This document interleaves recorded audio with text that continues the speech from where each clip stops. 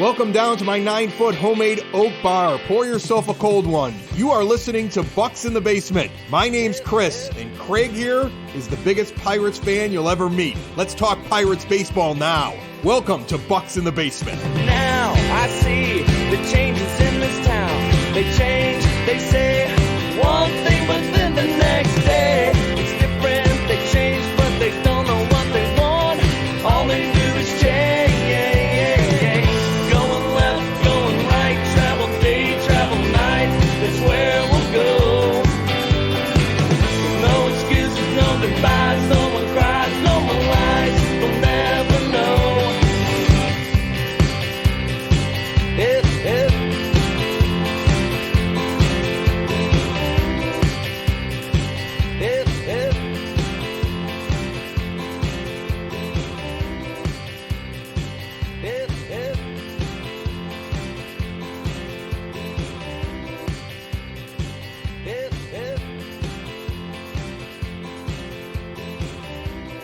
All right, guys, the time we've been waiting for. We got through pitchers and catchers. We got through some, stragglers coming in, and now we're to the full squad workouts. We're seeing live action. We're seeing, matchups between Mitch Keller and Brian Reynolds, and just everything that we've been waiting for all these winter months. And even though it's still a bit cold up here in Pittsburgh, it's baseball time. And when it's baseball time, I got to go back to the well here and bring back one of my favorite guests, one of my favorite guys to talk to. Everybody knows him. At Matt Caps 55, the Mad Capper, the Big Bull Rider, here to talk some baseball. Matt, how you doing today, brother? I'm doing well. Doing very well. Little rundown. It's late in the day. Just finished my second baseball practice and driving home. I'm actually pulling in the driveway right now. So we're going to do this from the front seat of my truck in the driveway of the house. That's what I said, man. Before we got on here, I'm like, you are a busy man, and coaching baseball, teaching baseball, setting up stuff, and just, doing whatever you can down there. And we all know, people with kids, we know that, the running never stops. So I wanted to get your interpretation or maybe just a little bit of a feedback on a big catchphrase that's been going on up here in Pittsburgh. And it's that, they'll see a pitcher and he'll have a couple good pitches, usually a good fastball, another, breaking ball, usually a slider or a curveball, and they'll be like, man, that guy profiles as a reliever. And I don't know if many people know this about you, Matt, but I looked it up, and it looks like in your first 2 years in the system, you had 30 starts in those first 2 years. So, relief wasn't always maybe the goal, or it wasn't what was you thought was going to happen. So, how does that progression and how does that conversation go, and that transition into the bullpen? And is there any credence to, that guy profiles as a reliever? Yeah, I think so. I think it depends on the arsenal, probably first and foremost. Typically starters have two what you would call plus pitches, and then a third and hopefully a fourth pitch. Some guys even a fifth pitch. Your relievers usually have one plus pitch and then a secondary pitch and sometimes a third pitch.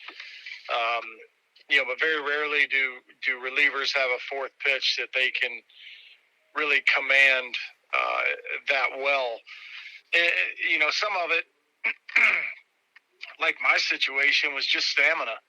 I was typically pretty good for an inning to three, and then after that kind of ran out of gas. And as a starter, I had a really good changeup, and then when they moved me to the bullpen, I should back up. As a starter, I had a fastball, curveball, changeup, and then when they moved me to the bullpen, we kind of scrapped the changeup quite a bit and really tried to work on a slider. Developed a slider. Really, that first year as a reliever in 2005, the same year I got to the big leagues, and it just became a better pitch for me. I don't know that it ever really became a quote-unquote plus pitch for me in my career. I threw enough changeups in a season to kind of keep the hitter honest. They saw me throw it warming up and things like that, where it kind of was in the back of their mind, okay, he's got a changeup, would throw it from time to time. But I got people out fastball and slider, and really the only reason I had a career in the big leagues is because I could command my fastball. So those two things, I think, are the big players in deciding organizations or the powers that be, deciding if a guy's a starter or reliever, profiles as a reliever. Pitch arsenal, what they have, what they can command and throw for strikes, and then the stamina of the athlete. This guy may have 4 pitches, 3 of them are plus pitches, but he can't get through the third inning. The first 2 innings are great. Third inning, he kind of runs out of gas. Okay, this guy's going to be a back-end reliever, and that's how he slots. Yeah, because the one guy that's, on the tip of everybody's tongue, at least, seeing what he could do at the end of last year is Luis Ortiz. Has a lights-out fastball, 100 miles per hour, wipeout slider, and he's developing a changeup, and that's where it was kind of in everybody's mind is, what if he can't develop that changeup? But then I went back and I listened to a podcast that I did with a guy you might remember, and his name's Jeff Karstens. And he said to me, and I wrote this down, he goes, sometimes 2 pitches is enough for a starter if both of them are really good. So I kind of, I know that's probably not the norm, but if that changeup never comes around and maybe it's just enough to keep, batters off balance, would it be enough for that, that fastball and that slider to work as a starter? Yeah, I think so. And Cars is awesome, one of the real students of the game. And I personally, I think he's spot on right there. If you've got 2+ pitches, it works. Same thing for a reliever. That Mariano Rivera guy was pretty darn good. What'd he throw? Did he ever throw anything other than that cut fastball? He didn't have to. Not to my recollection. I know he could change speeds with it a little bit, but you're not talking about the difference between a average fastball and a changeup. He just commanded it really well, went up, went down, in, out. Yeah, I completely agree. If you've got 2+ pitches and you can command it, that's the key. You got to be able to command the baseball. And command, I look at control and command as 2 different things. I kind of think of a guy that has good control, throws a lot of strikes, and a guy that commands the ball is a little bit different. Commanding the ball is I can throw it wherever I want it to go, in the zone, out of the zone, in the dirt, eye level. It's not just fill in the strike zone with a bunch of strikes. That's more of a control in my mind. Command is throwing the ball where you want it to go, and if you can command both of those pitches, I absolutely think that's enough. Yeah, and you said something earlier about having the stamina to do it. Another pitcher, a guy that they had just transitioned last year from a starter to the bullpen, went well for a little bit, but then kind of, fell off, and it could be, everybody was talking about the number of innings he put in, but then, Will Crow comes out this week, and he basically said, I was out of shape. I put on 25 pounds. He goes, and my bigger belly got in the way of the mechanics. And I just wanted to ask you, Matt, about, the difference in, the preparations to start versus the preparations to come out of the bullpen. Like, is it like a different routine? Did he just get in a different routine and maybe just put on the weight because he wasn't used to that kind of setup? Yeah, there certainly is a routine that you get into as a reliever that's different as a starter. As a reliever, you got to get into a routine that you're comfortable with, and it's every day, but it's not so much to where I can't be available to pitch that night. Will, I kind of felt for Will towards the back end of the season last year. You look at how he was used. Correct me if I'm wrong, but he led the team in appearances, right? Absolutely. led the team in innings out of the bullpen. He was used a lot early and in different roles, so I just mentioned getting into a routine. He didn't really have the opportunity to get into a routine. It was used at the back end quite a bit when Bednar was hurt and unavailable. Was also used a couple of times in the early to mid part of the game. So it was like he had to be on mentally and physically prepared really from the first pitch on, from the beginning of April through the end of September, early October, when the season ended. That's a grind. That is a grind. I know back-end guys, the routine I had, and I'll use that because that's what I know, obviously. The mental side of it, I didn't turn it on until the 6th inning, 7th inning. I was watching the game, was paying attention, but I wasn't turned on mentally until later in the game. And then I kind of followed the game, followed the situation, everything around it. Okay, there's a good chance I'm going to pitch tonight. And regardless if I was going to pitch or not, I did my physical routine every day, and it was the middle of the 7th inning. Just things that I felt like I needed to do to get my body prepared to pitch. But the mental side of it, to stay mentally turned on from the first pitch to the last pitch for 162 games, I think is impossible. It doesn't mean you're not paying attention. It doesn't mean you're not cheering your teammates on. It's just the mental side of being up is really hard and difficult and exhausting. So I think we'll kind of struggle to find that routine, and he'll be certainly better prepared this year to handle that, the mental side of it. The physical piece of it, I read and have seen everything that everybody else has read and seen. He's lost 25 pounds. He's in great shape. We'll see. We'll see how that plays out. For me, everybody's body is a little bit different, and they've got to find that weight and kind of where they're comfortable at, especially pitchers. You don't see a whole lot of pitchers that pitch a long time at a high level that are shredded. And look great in a bathing suit. I mean, it's just there's something about carrying a little bit of weight.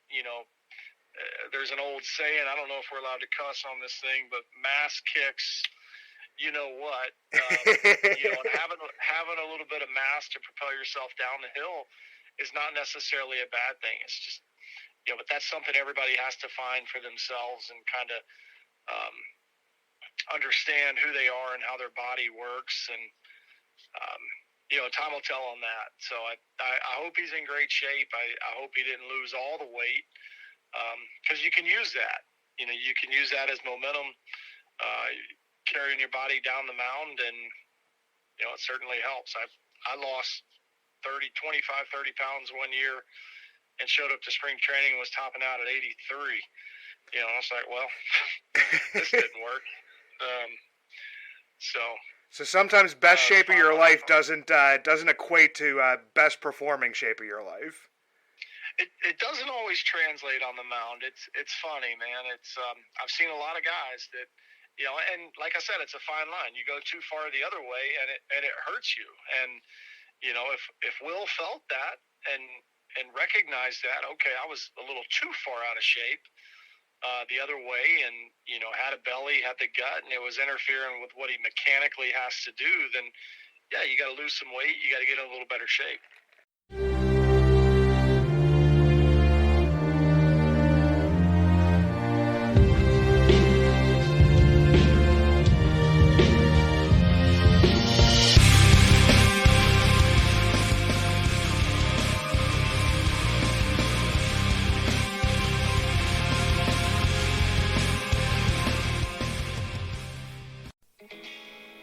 If you ever see me out and about in Pittsburgh, you will always recognize me, and not just because of the white beard, but also because of the Y that is always on top of my head, the hat I always wear. The Yins brand, proud partners with Bucs in the Basement. 3 dynasties, 1 brand, Yins. Finally, 1 brand to rep all black and gold. Follow @ShopYins for new merch drops and giveaways. Order online at www.shopyins, the emphasis on the 2 Z's, high quality comfort, lightweight materials, A new modern look for the black and gold. Made for Yins by a Yinzer. Let's stick with the battery for a little bit here. And before we got on here, I just kind of mentioned to you, there's guys that like this, the personal catcher and the catchers that, guys prefer. And I'm just kind of wondering, like, how that decision comes about. And what made me think of this was, I just read, I think it was like one line in an article, over this past week that, Kevin Pilecki, who was with Boston last year with Rich Hill, like, they pull up, they know each other. They pulled up in there together, and, maybe Pilecki has that inside track now. But I'm just also thinking, like, what is a pitcher looking for, from a catcher? Well, I think there's something to be said about being comfortable. You kind of, when you're on the mound, you don't want to second guess anything, and that includes yourself. So being on the same page with a catcher, somebody that you have a track record with, somebody you're comfortable with, they know what they're kind of thinking along with you. Sometimes a catcher puts a suggestion down and it's not what you were thinking, and then those thoughts kind of creep into the back of your mind. Well, maybe he sees something I don't, or maybe, I'm wanting to go curveball here. He's calling slider, or he's calling fastball. Well, maybe my curveball doesn't have a bite on it today that I think it does, and he sees that. So you kind of start creeping into your thoughts in your mind, and that's not a good thing. And it's no different than any other working relationship in any other facet of the world or any other career. When you're comfortable with your coworkers, you're probably going to have a little more productivity, right? Absolutely. Baseball players are human beings, and when they're comfortable with their teammates and you kind of have that chemistry, and that's not a popular word in today's game with all the numbers and sabermetrics and everything, because you can't quantify chemistry, but it matters. It absolutely matters when you know what that guy's expecting out of you and what you're expecting out of him, and he knows what you're expecting out of him. There's a flow to it, and kind of a feel. There's a comfort. It's a nice feeling. It's when you go out to do a job and you're uncomfortable, you're a little more timid, maybe have some hesitation in something. When you're comfortable, you're free and easy, your body works better, it's stronger, it's faster, things just work better. I don't know if I answered your question there or not, kind of rambled. No, you did. It was just basically looking for, if you have to, bury that slider, you want to trust that, the catcher's he's making the right call, but also that he can block it, that you're not, worried about something. And like you said, I think back to a pitcher that's no longer with us, but Stephen Brault, when he had one of his best games, he just basically said whatever Stallings was throwing down is what I was pitching because I trusted him, and just kind of got in that, comfort level of the game. Yep, that groove, that's right. Yeah, so, and that's where, it's that I don't know if it's like that indeterminate factor or the thing that you said you cannot quantify. And, up here and down there and what's being written, a lot of this stuff is being talked about, the veteran presence in the clubhouse. We see pictures of, Rich Hill just sitting there with Johan Oviedo and maybe showing him a different grip. I saw a picture of, Austin Hedges sitting on, the bucket of balls with Andy Rodriguez and Henry Davis. And then, of course, Kutch and Brian Hayes just playing catch on that first day. And I was just thinking to myself, I feel like there is something there, but, how much is there to that veteran presence in the clubhouse? Oh, there's absolutely value to it. The guy's been there, he's done that. I don't want to say it's like a father-son relationship, learn from my mistakes, but that's absolutely there. Rich Hill talking about how he spends his curveball or how he sets a hitter up. He's done it for a long time. So why would you not listen to him? Why would you not think there's value to that? As long as he can go out and, he's filling a spot, 26-man roster, he's got to pull his end of the rope on the competitive side of it. But, absolutely, just by his words, guys can learn things from him. I mean, he's another coach in uniform. And that's a good thing to have, and the Pirates haven't had that. He might be older than some of the coaches in uniform. I think there was something out there. I'm trying to think of how old he is and how old Oscar Marine is, and believe me, I think it's close. It probably is. Yeah, and you mentioned a word in there that stuck with me, and it was advantage. And something that, has kind of been going around baseball now is, and especially with, some of the rules, and we'll get to that a little bit here, everybody's talking about that platoon advantage. They're talking about, this guy hits lefties real well. He hits, righties even better. He's better from the right side of the plate, better from the left side of the plate. There's, all this different stuff out here, and I know you've done this on the broadcast before, so I know I've heard it, and people have also maybe have heard it again. But as a right-handed pitcher, how was your approach different, to a left-handed hitter versus like a right-handed hitter? You know what? I don't know that my approach ever changed. I was too hard-headed and kind of bullheaded to change a whole lot. I might have played a lot longer and been a lot better if I hadn't been that way. But yeah, I went to my strength. Really didn't matter who I was facing. I went to my strength, and that was fastball command. And until I remember Roberto Hernandez in 2006, I had beaten somebody with my fastball, and then I just went to the curveball just because I had thrown the guy a couple of fastballs in a row. And I went to my slider, excuse me. And I threw a slider in the zone, and it was hammered. I don't remember if it was hammered for a double, homer, whatever. And I got into the clubhouse after the game, and Berto comes up to me and is just chewing me out. He's like, "What are you doing?" I was like, "What do you mean, what am I doing?" He goes, "You beat him with your fastball." And I said, "No, he fouled it straight back. He was on it." And he goes, "That doesn't mean he was on it. Unless a guy pulls your fastball foul, he's not on it. If he fouls it straight back, you're kind of jamming him a little bit. He's not able to get the barrel to it. You beat him." I said, "Yeah, but I threw him like 3 or 4 in a row." And he goes, "Doesn't matter. Make him beat your best stuff in that situation." And I kind of carried that with me the rest of my career. Lived and died with it, died a fair amount of times with it. But for me, it didn't matter really if a guy was a lefty or a righty. Oddly enough, I was more comfortable facing a lefty. I think my stuff kind of complimented me facing a lefty a little better. I could sink the ball. I could throw the ball in on him. I struggled commanding my fastball in on a righty, which makes no sense because with a lefty, I could throw a fastball away with my eyes closed, but get a righty in there and, it kind of felt like threading a needle. They're leaning over the plate. Try to do too much, typically fly open, things that I talk about on the teaching side of it now, like, hey, you're just getting rotational and that ball is going to sail. I did that stuff. These are things going back to Rich Hill. These are things that Rich Hill's probably talking to guys about now.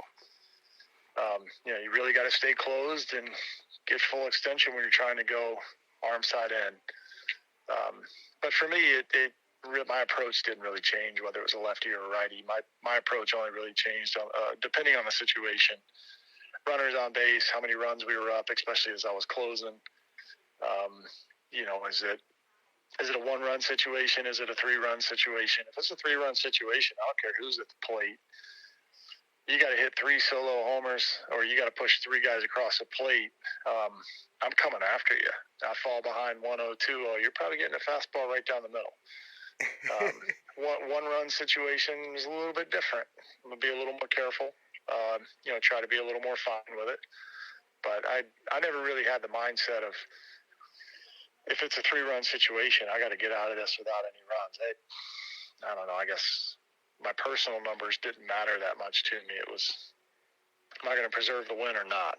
That's the only thing I really judged my appearance on. One battle at a time. Yeah, that's right. Yeah, and before we got on here, we were talking about something that you dealt with in the minors. You can kind of speak to a little bit, because the question I was going to ask you was, the toughest role the pitchers are going to have to, kind of deal with this year. There's the pitch clock. There's the quote-unquote disengagement / throwovers that would, ultimately possibly result in a balk. And then the shift, it's maybe not as much as it was when the shift first came out. You're not hearing about it as much, but, pitchers have kind of been pitching into those shifts, for so long. Which of those rules, and you can also speak to the rule that, you had to deal with. Which one of those you think is going to be the toughest? I think it's going to be the disengagement, and it's not even close for me. I pitched with the pitch clock in 2016, my last year playing. It came into play one time, and that was the very first pitch I threw that season. I had never dealt with it. Did my warm-ups. I was coming back from an injury. I was really just kind of taking it in, taking my time, and all of a sudden I come set, and then the umpire throws his hands up and says that's a ball, and I was confused as all get out. The heck is going on? And then it kind of hit me. It's like, oh yeah, pitch clock, okay. All right, and then after that, it didn't come into play ever again. I think it's plenty of time. The disengagement thing, I think, is going to take some time to get used to, not only for the pitchers, but for the managers and the staff as well. It wasn't uncommon at all for a pitcher to be given the pick call from the dugout, and that was used as a tactic to give somebody a little extra time in the bullpen to warm up. I don't know that that's something that they can do a whole lot anymore because you only get so many. So I think it's going to affect the managers and kind of the strategy of the overall game probably more than it will the pitchers. The pitchers' focus when they're pitching is 99% of it's on the hitter. You have to pay the base runner some attention, but if you're quick to the plate, I don't have to give him a whole lot of attention. I come set, make sure he doesn't have a ridiculous lead, and then as long as my time to home plate is reasonable, I'm only picking if I think he's off balance or if I want to see something, see if the hitter is possibly tipping something, or they diving, or are they pulling the bunt or something like that. Yeah, and anything with the shift, like the thoughts on that at all? No, I personally don't really care for the shift. I think it's going to bring back some strategy for how we're trying to pitch guys. You see the shift a lot more against left-handed hitters, especially left-handed power guys. I think it's going to become more of an emphasis, to challenge guys in. Challenge them in, get them out of way, sink the ball away from them, force weak contact.